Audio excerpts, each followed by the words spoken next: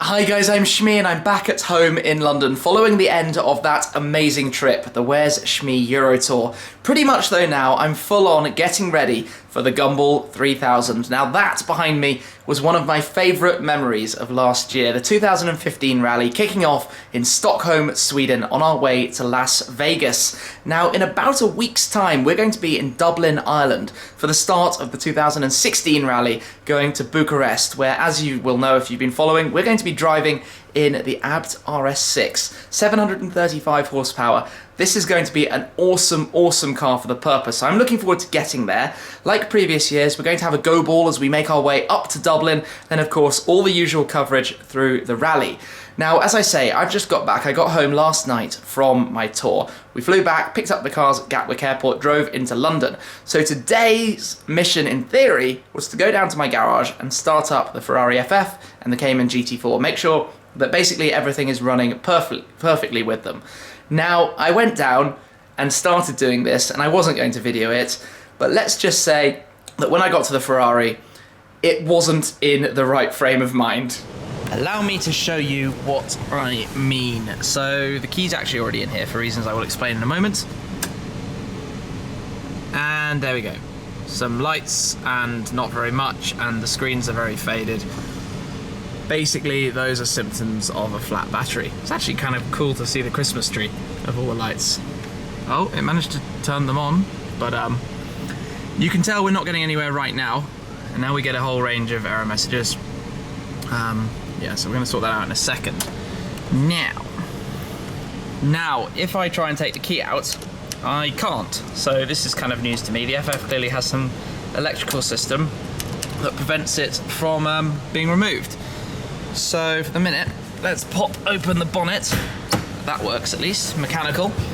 And then I'm going to have to work out a plan to fix this. Where's the catch? There's the catch. At least we get an opportunity to have a look at it. It does look very, very nice. I think I've got one idea. I am going to phone a friend. This is one of those times. So look, I've got a saviour. Sam has come. Sam Moores, who has this rather lovely GT3 RS that you've probably seen before, and he's now started his own YouTube channel as well. Details of that are down below. So we've got the blue Porsche friends going on here. We'll come back to the GT4 shortly. But Sam has all the gear and a little bit more, I should say, of the idea, and he's come to save the day because I'm stupid enough not to have jump leads or anything like that. And well, not here anyway. I do elsewhere. In there, do we have stuff that's going to actually make us be able to get the Ferrari started? Maybe. Just don't worry. So we've got a power pack. We've got jump leads. We're going to be able to do this. We're gonna hopefully.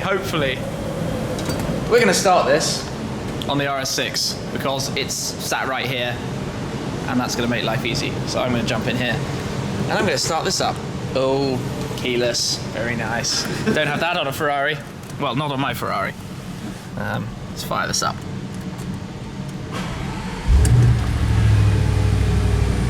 So in theory, to start a big V12, one should use the biggest V12 one's, well, the biggest engine one's got, right? Biggest battery. Biggest engine. Biggest current. So this is probably the best we've got. So let's maneuver this so we can park it next to that.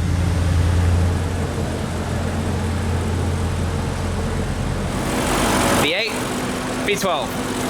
V8, V12. Let's go and open up the battery cover, which is here. These little twizzly bits, remove those. Okay, that's step one. Let's put that there. Now we've got to line up the jump leads. We're wired up. Idle it. We start this, idle it a bit. Okay. Let's start the Abt.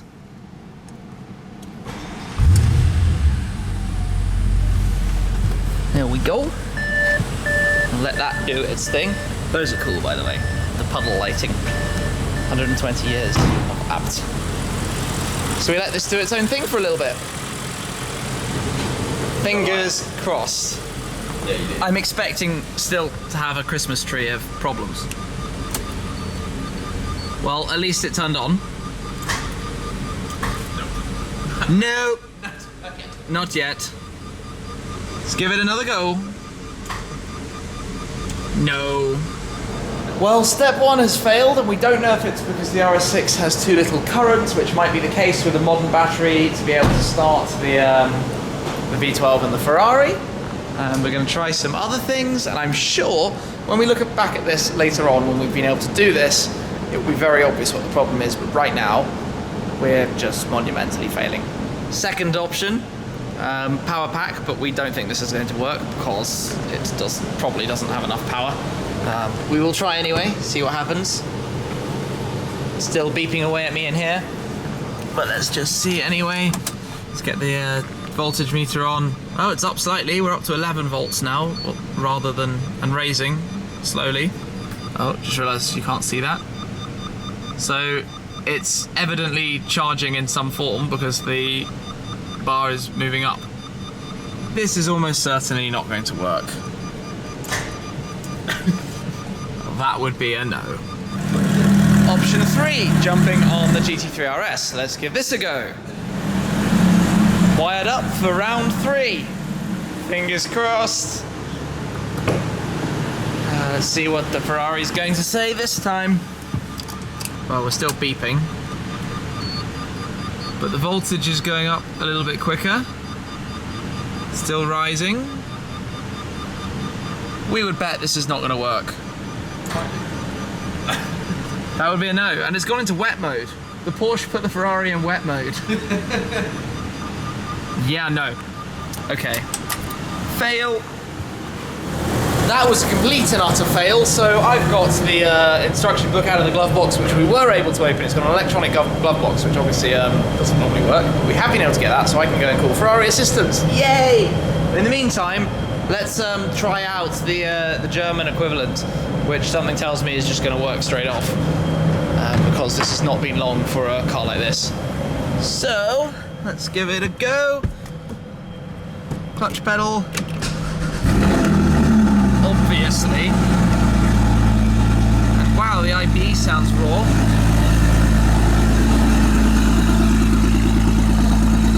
Nice. I missed that sound. Don't know if you can hear me, because that's pretty loud in here. But I can leave this running for a moment, I guess.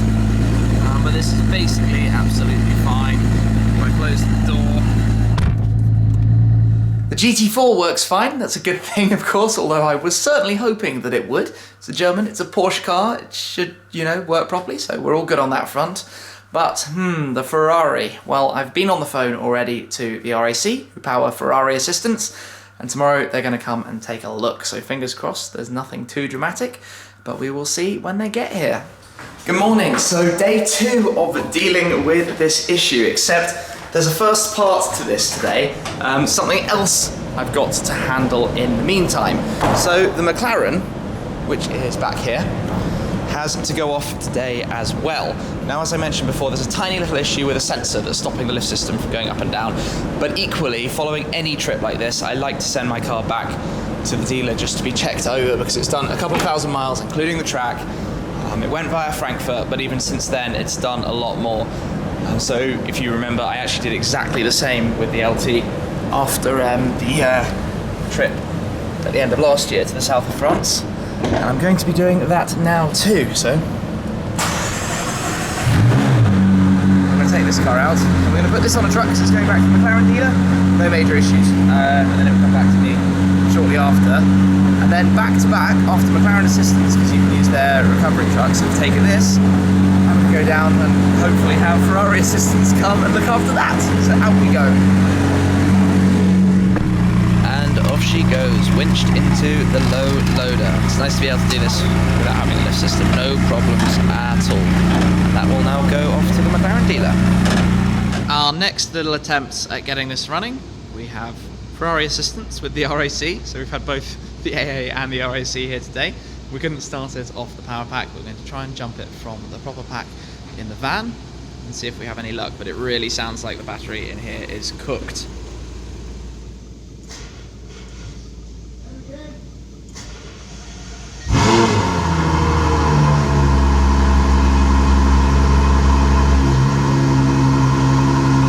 Well, We're started. See if it starts itself back up.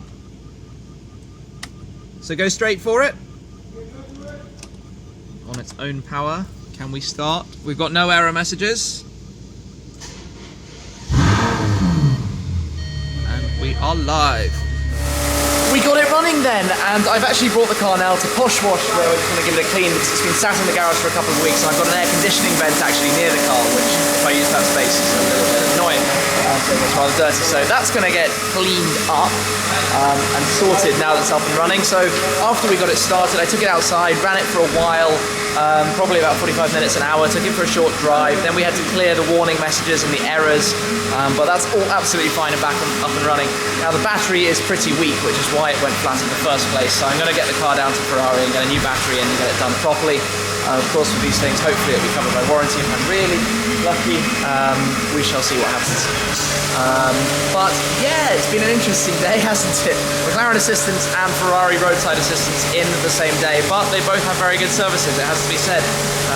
They've come to pick up the cars and sort everything out, bang on how I needed them, and they both came completely on time. So that's part of what owning these cars is like. I suppose you don't normally see it. You don't normally see the problems and the difficult things that happen that you have to sort out. So next on my agenda is getting the RS6 wrapped for Gumball. Getting it prepared. We're going to do it blue and purple. And we've got some ideas. We've been playing around with some renders, so we're going to go get that done. And of course, as usual, you're going to see that process on all the usual channels. I'm looking forward to seeing this looking very nice and shiny here at Bush Wash. Now I've also got something else cool that I'm doing, but I can't tell you about it, as is often the case. Well, I can tell you in the future, I just can't tell you yet, sadly. I hope actually, over that noise, you've been able to hear me during this. I just realised it's actually really rather loud, so let me move away. If you haven't been able to hear me, well, I'm sorry, I've just waffled on for a whole load of time. But at least there are some cool videos coming with all the Gumball type stuff, so we're going to be able to... Ooh, that sounded nice, 4:30. I'm going to be able to show you, obviously, the Shmee logo for Gumball, the t-shirt designs. We've got two really cool designs, the wrap on the Avatar S6, and then, yeah, it's just going to be a lot of fun. So I can't wait to catch up with all of you in all the cities we're going to stop at. And let's see if I can remember this. Dublin, Belfast, Edinburgh, Manchester, London, Luxembourg City, Europa Park, Bodensee, Prague, Hungaroring, Budapest, Sibiu, Bucharest, Romania. Yes, that's the whole route. The whole of Gumball. I think coming into London though on Bank Holiday Monday is gonna be insane. Anyway, today's just been a bit of an admin day with the cars, getting them all up and running, but we're gonna be doing Gumball in the German ones. Hopefully that runs out a problem. Yeah, anyway, I might go take the GT4 out for a drive as well. Thank you very much for watching, guys. I'll catch up with you again very soon. Cheers. Okay, so here we go. P1 time. Got the lift system up already, that's going to make it easy to get. If Porsche offered me a GT3 RS, I would not take a second to think about buying one. Let's jump in.